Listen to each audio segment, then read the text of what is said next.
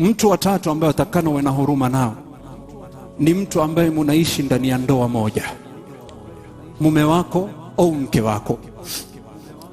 Allah subhanahu wa ta'ala ametupatia formula ya vipi mume na mke wanaweza kukaa pamoja katika Qur'ani tukufu. Allah asema, wa min ayatihi an khalaqa lakum min anfusikum azwajan litaskunu ilayha wa ja'ala bainakum mawaddatan wa rahma. Mangapi? Matatu.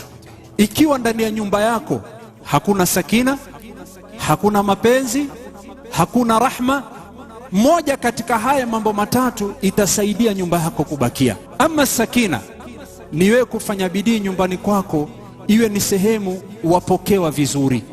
Duniani wakimbia juu na chini, lakini ukifika nyumbani ukipokewa vizuri utakaa katika ndoa yako.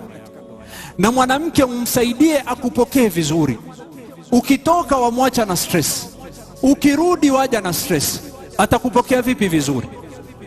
Wewe hutekelezi majukumu yako, ukija nyumbani yokupokea na pressure, sababu ni wewe. Ama mwanamke akija mumewe nyumbani asianze kumfungulia fujo, mpokee mume wako vizuri. Lazima tuwe wenye kuchangia nyumba iwe sehemu ya kupumzika. Lengine yenye kusababisha nyumba kubakia pamoja ni mapenzi.